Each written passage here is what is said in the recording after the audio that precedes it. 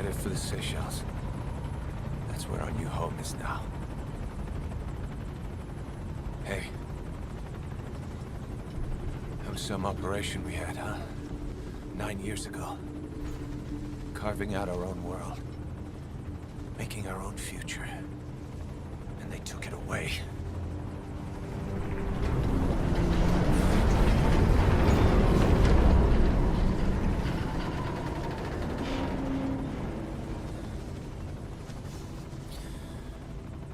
I'm gonna rebuild it. Make a new place. Together. That we can call home.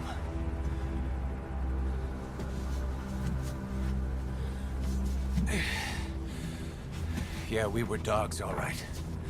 Slinking around out of Cypher's sight. Digging up whatever kind of dirty money we could find. You name it. We did it. You see this?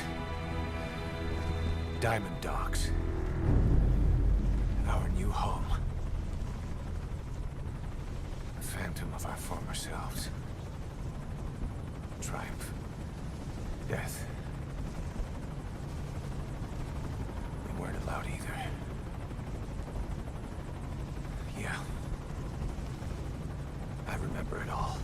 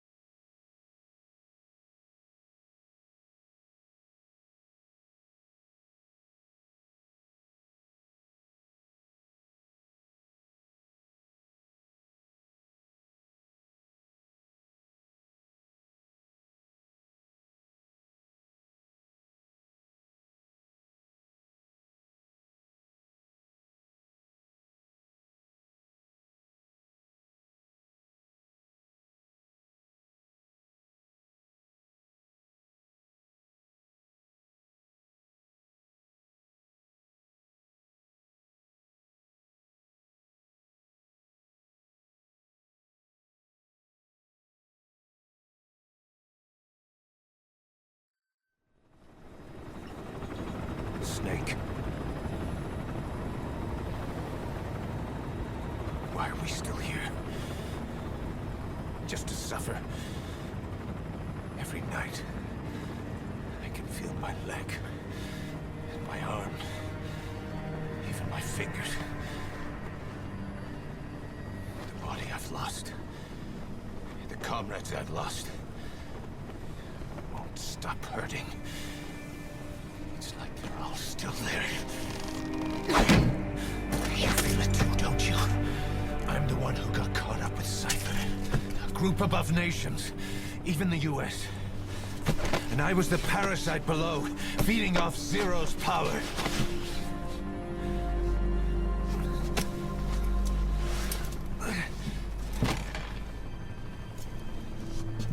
They came after you in Cyprus.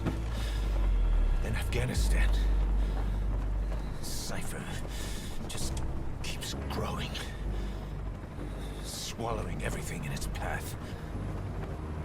Getting bigger and bigger. Who knows how big now? Boss.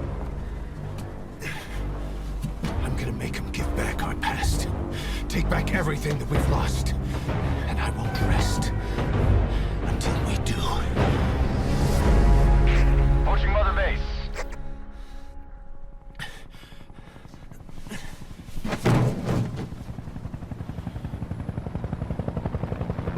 Our new Mother Base.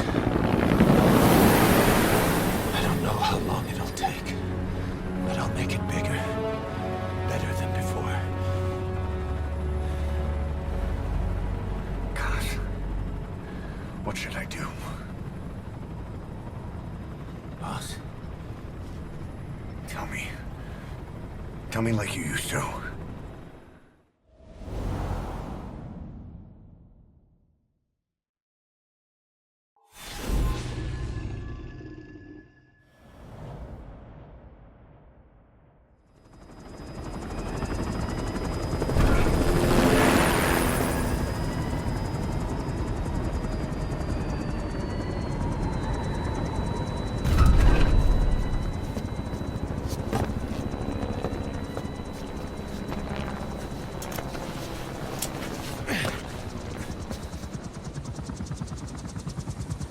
Things have changed, boss. We pull in money, recruits, just to combat Cypher. Rubbing our noses in bloody battlefield dirt. All for revenge. The world calls for wet work, and we answer. No greater good. No just cause. Cause? Cypher sent us to hell. But we're going even deeper. I know. I'm already a demon. Heaven's not my kind of place anyway.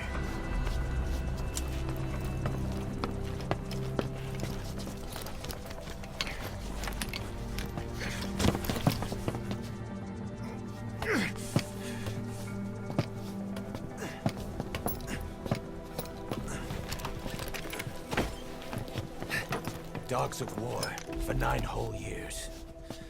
That ends today. Now you're not sleeping, and we're not junkyard hounds. We're diamond dogs.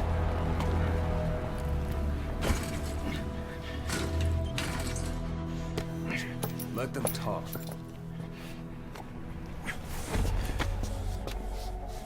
We can crush Cypher, boss. And you can build the army that can do it.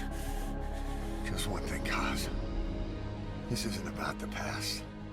We're fighting for the future.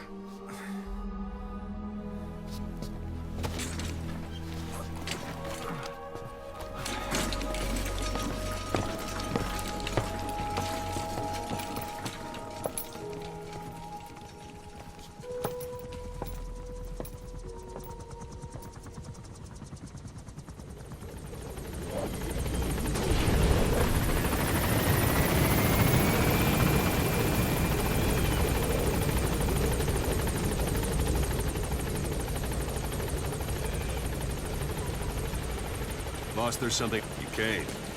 This base belongs to you now. Make Diamond Dogs the force it deserves. Like any organization, we need good people, and we need to make good use of their talents. Miller asked me to lay that out for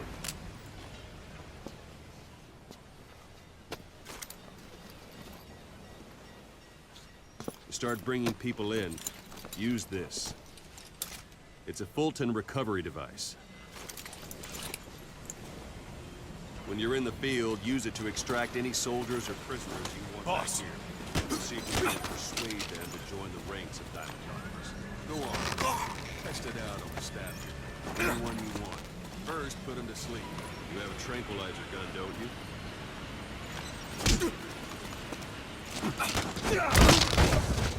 That's one way of doing it.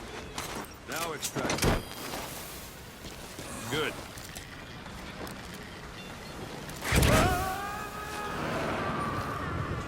Extraction complete. You can only Fulton recover someone if they're not resisting it. No dead bodies either. They don't make great recruits. The staff member you just extracted will be assigned to the team best suited to his abilities. See for yourself. Open your eye droid.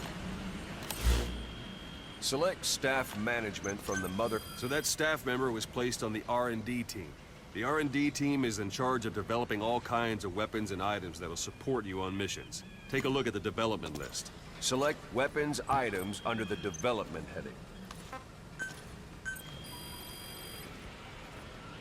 That's the R&D team's development list. See the item called cardboard box? Didn't seem much use to me, but Miller was adamant that you'd want it on the list. The last word in infiltration technology, or so he said. In any case, we don't have the manpower to develop it just yet. We need more staff on the team. Go extract a few more people. Boss, you can also Fulton extract individuals you've knocked out. Why don't you try knocking someone out with CQC next? Show them how it's done, boss.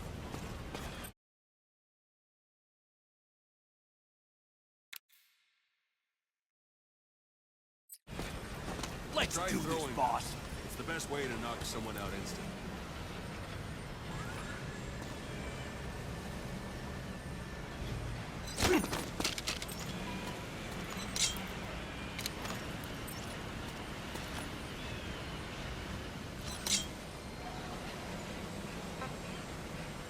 Talk.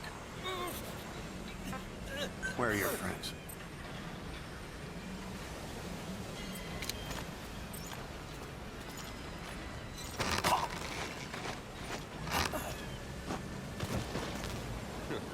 I suppose that works too.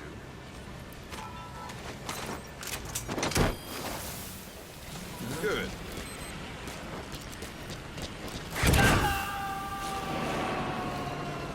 Extraction complete. One thing I should mention. A Fulton extraction won't always be successful. If the person is injured, the shock of it could kill them. And if the weather's unfavorable, well, they could end up going missing.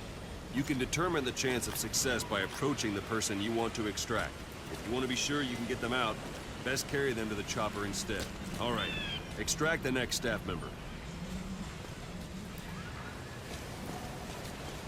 Don't pull any punches. Any method you like. By knocking him out, or you can put him to sleep. It's an honor, boss.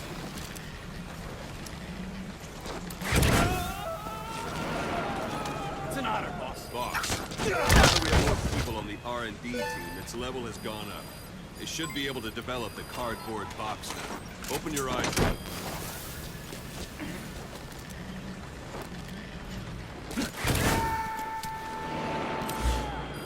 Select weapons items under the development heading. Now select cardboard box and start development. Just be aware that development requires funds. GMP. Watch we don't end up in the red. Development has finished.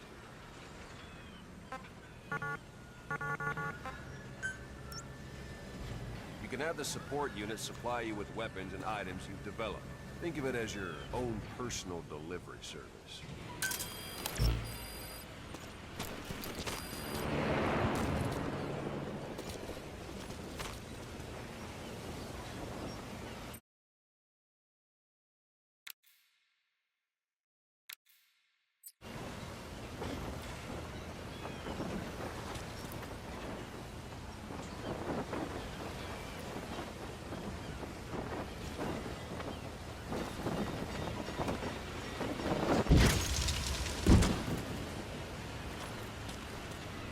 And there it is. Not sure what it's good for, but Miller said you know what to do. Try it out. One last thing. The staff members you extracted were all placed on the R&D team, but that was Miller's decision. If you think they belong somewhere else, you're free to move them around. Well, that about does it. You won't make any GMP or find recruits hanging around here. Board the chopper when you're ready for a mission. Open your iDroid and select a landing zone to tell it where to pick you up. Or if you're still in the mood for knocking guys on their asses, you can stay around here a while. Give them in some practice. Just come pay me a visit.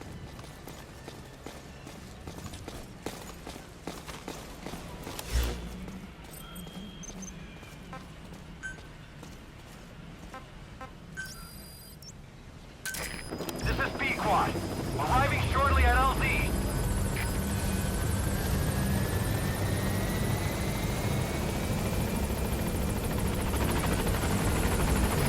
This is B-Quad. On station at LZ.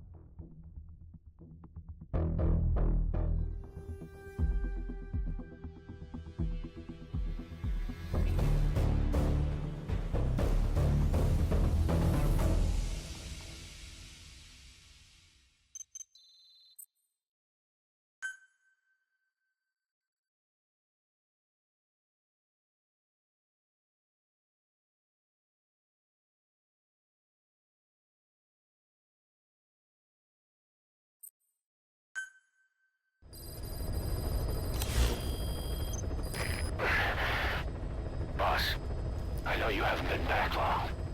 But I've prepared a list of missions for you. Open your iDroid.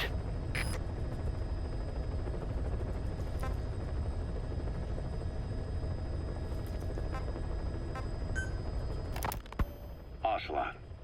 I hear they started calling you Shalashaska in Afghanistan. What's that about? You know the term Sharashka? It's slang for a suspicious, hastily thrown together organization. The word became associated with a type of forced labor facility in the Soviet Gulag system. OKB scientists and engineers who'd been convicted of crimes were sent to a Sharashka for forced R&D.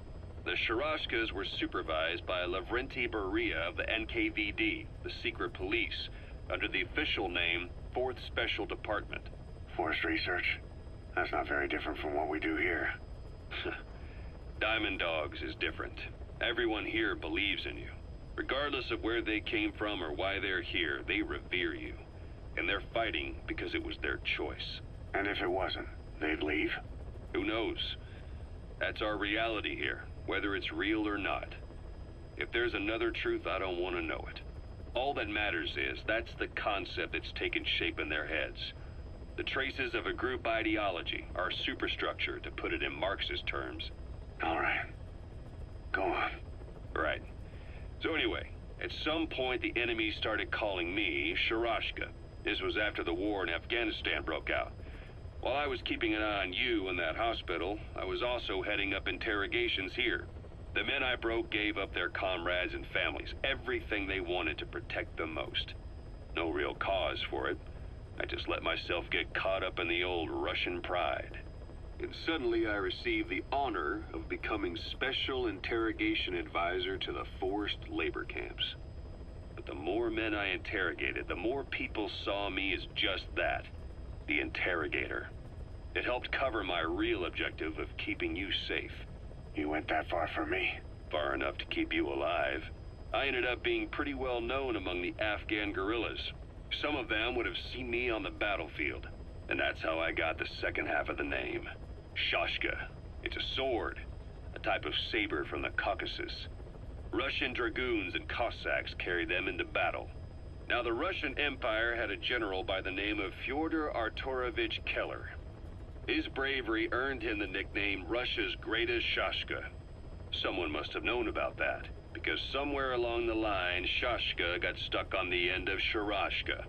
The guerrillas were using the name amongst themselves, and by the time I got to hearing about it, pronunciation had wound up as Shalashashka.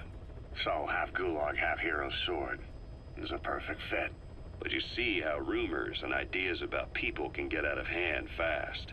Once you create a character and put it out there in public mind, it warps and twists with every baseless rumor. And before you know it, all people see are phantoms. In my case, it works out just fine. I'm plenty used to working under aliases.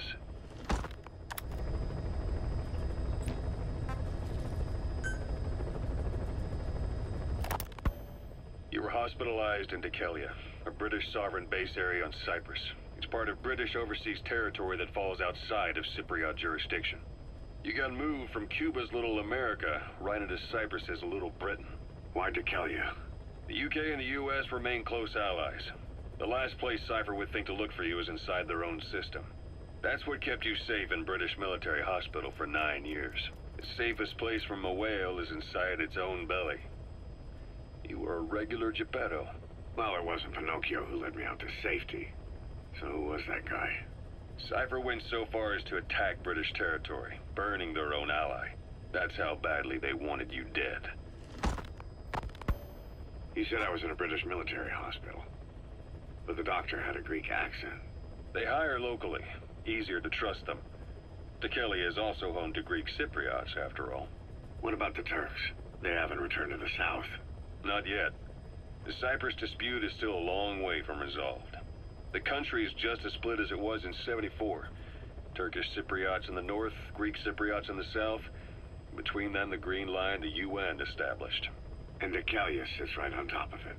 It does. Part of the buffer zone between the two groups. Another reason it was the perfect place to hide you. Easy to spot any outsiders snooping around.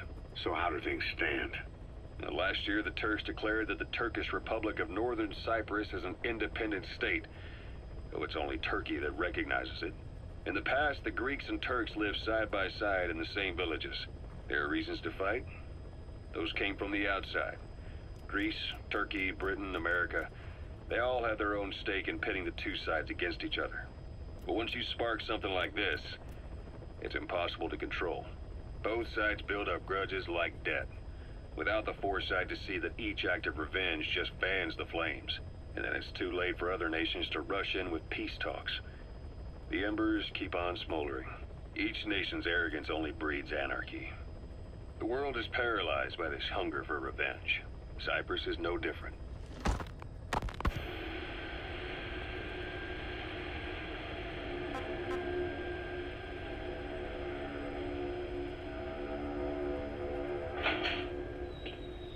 You're up. We're changing ships? We can't go sailing the Suez in a whaler. The Suez Canal. When did they reopen it? Not long after you were attacked. Once they finished sweeping it for mines after the Arab-Israeli conflict. Can you stand?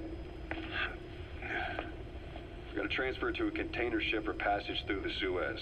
Our destination is Pakistan, Afghanistan's neighbor to the south. There we disembark and head via Peshawar to the Zero Line, the border. We'll travel to the Khyber Pass by road. And then? We continue on horseback. Afghanistan's main roads are under Soviet control. We'll need to go around them. It'll be all narrow, winding paths through the mountains. We'll do better on horseback. It's a local guerrilla tactic. They use the higher ridges to avoid air recons. Then they charge down the mountains for ambushes. The Soviets still haven't devised a counter-strategy. Our time frame is only half as much as we really need. It'll be a tough march. Better horses than boats. Well, it'll make for good physiotherapy. Take the time to get used to that new arm. While the Soviets have indicated they are not participating in the Los Angeles Olympics, primarily because the United States has made no attempt to guarantee the safety of the Soviet Union's athletes, the United States is increasingly demonstrating the belief that the issue has nothing to do with its preparations, and in fact this is retaliation for the Western nations' boycott of the previous Moscow Olympics. That concludes today's news. That's quite some news. The Soviet Union not attending the LA Olympics? Yeah. Andropov's death has changed some things. They're calling it revenge for the Western boycott of the Moscow Olympics. Countries boycotted the Moscow Olympics? Yes. In protest of the Soviet Union's invasion of Afghanistan. Over 50 countries were absent. It's too bad I didn't get to see Yamashita's judo. When the 40th Army crossed the Amu River 4 years ago, détente went right out the window. The U.S. Congress chose not to ratify SALT II, and Reagan's hardline politics won him the presidency in a landslide. According to him, the Soviet Union's an evil empire. The Second Cold War. And there's been no end to regional conflicts and civil wars. Lebanon, the Falklands, Grenada, Iran, Iraq. The story never changes. Egypt and Israel did sign a peace treaty.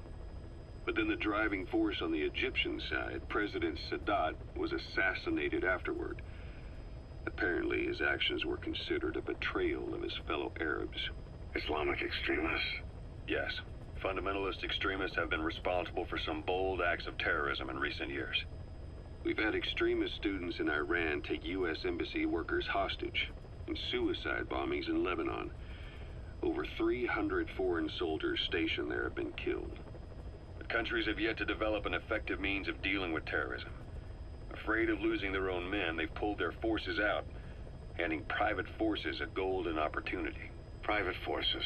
Small armies with no national affiliation, working for the highest bidder. That's right, they got the idea from you. After Mother Base went down, they began spreading to meet the soaring demand. Miller's organization is just one of many PFs now. The entire world is after you. But at the same time, it needs you too. Miller told me about what happened in the Caribbean 9 years ago. You do remember Miller. You'd formed a private army with him. An army with no allegiance to a nation. I remember, but... I see. You're not sure what's fact and what's a fantasy caused by the coma. It's still all a mess, huh? All I can do is tell you the facts as they were told to me. I've gone easy on you up until now, but this is where the hard stuff begins. 1974, the year before you entered your coma. You were in Colombia, operating with a small unit of men, basically mercenaries. Miller was among them. Miller was trying to find a way to turn his and your talents into a line of work. He was looking to start a business where you would fight on behalf of others around the world, those who needed military force. But the reality was, at that time, you didn't have enough gear to equip your own men. Then Miller came across this client. It was a huge job he was offering, but you had a shot at pulling it off. You accepted it and headed into Costa Rica.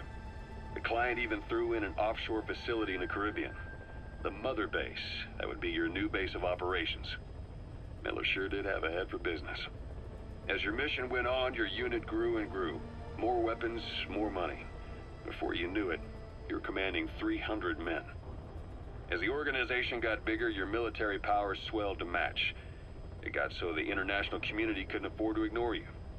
You were just too damn successful for your own good. You, your men, had worn out your welcome. Everyone was out for you. East, West, First World, Third. It was only a matter of time before someone took you down. And that was XOF. Officially, they're an anti-terror unit under the CIA. In reality, they're Cypher's private strike force. They lured you to Cuba using Chico, the Nicaraguan revolutionary kid, and Paz, a mole who worked for Cypher as bait. While you were gone, XOF, posing as a nuclear inspection team, stormed Mother Base. At the same time, C4 they placed on the strut legs went off. The whole thing went down in minutes. XOF. Kisses and hugs, followed by a big F you. All because of Miller's blind spot. A back door into Mother Base no one suspected. You remember a certain scientist. Huey was responsible for bringing the inspection team on board, giving the enemy a perfect opportunity to hit you at home. You were returning from Cuba when it happened. Mother Base came damn close to taking you with it into the Caribbean. Those of your men out on assignment returned right away. They refused to believe the wreckage in the water they found was Mother Base. But they checked the coordinates again and again, until reality finally settled in. You were supposed to die that day. That was XOF's primary objective. As far as most folks know, you did. The first doctor to see you wasn't even sure what he was looking at. Before they'd even finished operating, your men moved you to that hospital in Cyprus. It was a woman named Eva who arranged that. Rings a bell, huh? Most men in your condition would have been written off right from the start. But you survived. You went straight down to hell, and they pulled you out. Your eye wide open. Full of venom. The days of naked Snake are long gone. Welcome back, Venom Snake. This world still needs you. Here, Snake, try this on. A prosthetic arm. Yeah, Miller was calling it the arm that wasn't there. The physiotherapy's going well. Your arm's bulked up enough for it to fit. There. Perfect. A little time with it, and it'll work better than the real thing. What do you think? Huh. I can still feel my real arm. Well, you better get used to this one quick. You have any pain? Every now and then. Where? My fingertips. My left fingertips. Sounds like phantom pain. Your brain still remembers your old hand. Yeah. What about your vision? Can you see okay? Yeah, at the moment. Now, the shrapnel in your skull is pressing on your optic nerve. I'm told any hard impact could have an effect on your visual cortex. Yeah. The doctor mentioned that. Your brain might process visual information incorrectly. In other words, you could have hallucinations. You might see things that aren't there, or not see things as they really are. You experience any of that? I think so. When? Right after I wake up. Colors look faded. Colors, huh? Well, that's not a major concern in and of itself, but it could mean the difference between life and death in the field. You'll need to watch out for that. I will. All right. You should continue your physio. We'll be arriving soon. It's the last chance you'll get.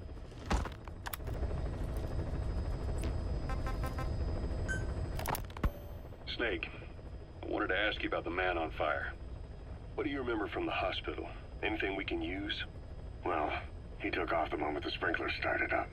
Sprinklers? The fire system? And when he got sprayed with water from the burst pipe, it slowed him down. When we escaped on horseback, he wouldn't cross the river either. And then it started to rain. And he disappeared. Water against fire. Is it that simple? I mean, it makes sense. It's just hard to believe it would work on a guy like that.